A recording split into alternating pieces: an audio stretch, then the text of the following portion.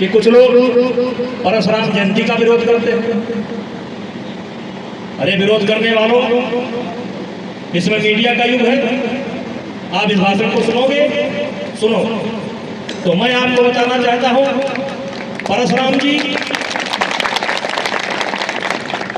कमजोरों की मदद करते थे।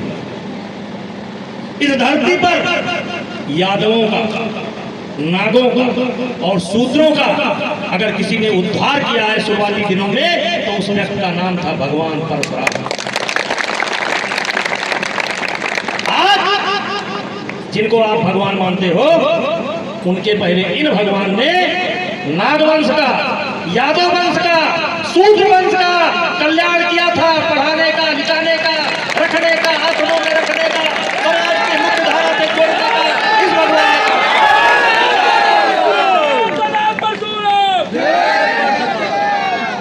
लेकिन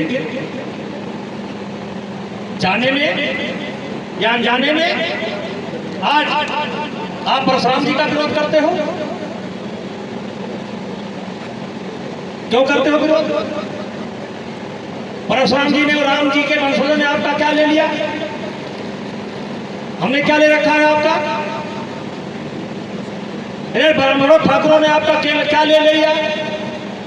जिस समय देश आजाद हुआ उस समय जो कुछ भी हमारे पास था हमने दे दिया। हमने राजनीति के लिए आरक्षण दे दिया, फिर मंडल आयोग आया, हमने आरक्षण दे दिया। हमने आपका विरोध नहीं किया। 75 साल हो गया राजनीति में आपको आरक्षण मिला हुआ है। मैं आज अयोध्या की सभा से खड़ा होकर के कहना चाहता हूँ, 75 वर्ष नहीं, तुम 175 वर्ष और ले लो, हमको आरक्षण नहीं चाहिए, हमको आरक्षण नहीं चाहिए, हमको आरक्षण नहीं चाहिए और ले लो।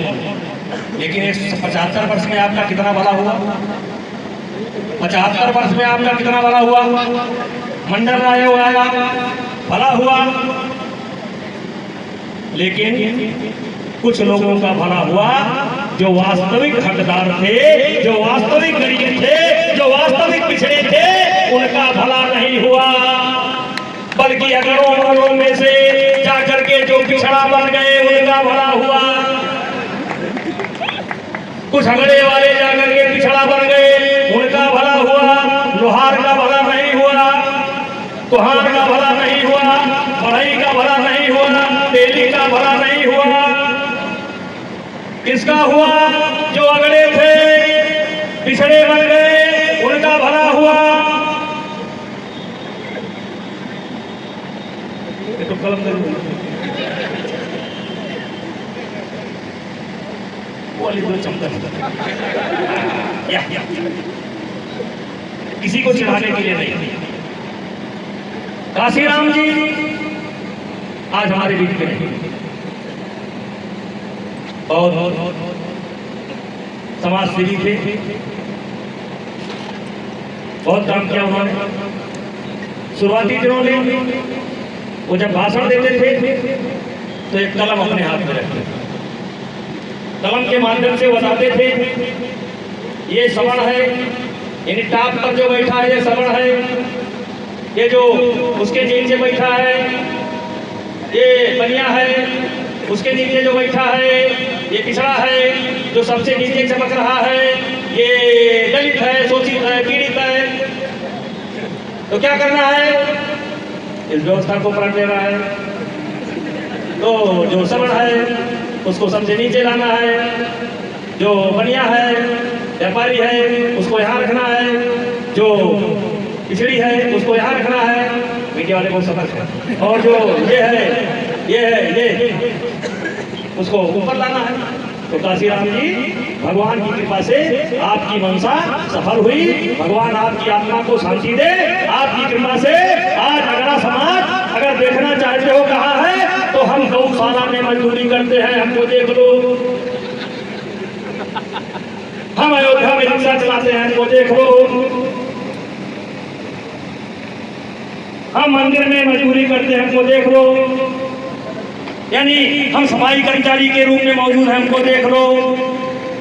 क्योंकि हमने तय कर लिया है हम आरक्षण का विरोध नहीं करेंगे, और जिंदगी भर नहीं करेंगे, कभी नहीं करेंगे। आप लेते जाओ आरक्षण, हमें नहीं चाहिए। तो जब हम रिक्शा चलाने लगे, गौशाला में काम करने लगे, सफाई कर्मचारी बन गए, तो आपका हमारा विरोध क्यों? आप हमारा विरोध क्यों करते हो?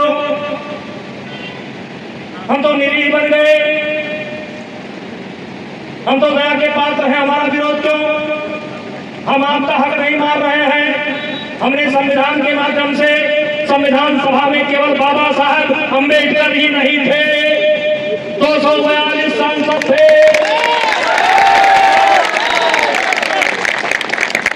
हमने सहमति से सब छोड़ा था, राजपाट छोड़ा, जमींदारी छोड़ी, सब छोड़ा।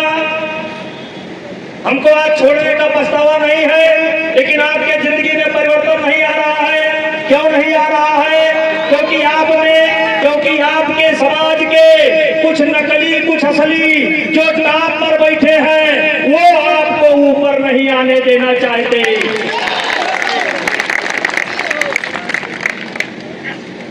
हम नहीं, हम तो 75 साल हो गया। हम नहीं, हम आपके दुश्मन नहीं हैं। आप जरा बुद्धि का प्रयोग करो। जितनी नौकरियां हैं, उससे ज्यादा लोग आपके समाज के नौकरी पा चुके हैं, करोड़पति बन चुके हैं, अरबपति बन चुके हैं, आईएएस बन चुके हैं, आईपीएस बन चुके हैं, विधायक बन चुके हैं, सांसद बन चुके हैं, मिनिस्टर बन चुके हैं। लेकिन वो अभी अपना दर्जा गरीबी का छोड़ने का तैयार नहीं है। तो जितना माल है, सप्लाई होना है, उतने लोग वहां पर बैठे हैं। तुम्हारी जिंदगी में कभी परिवर्तन नहीं आएगा।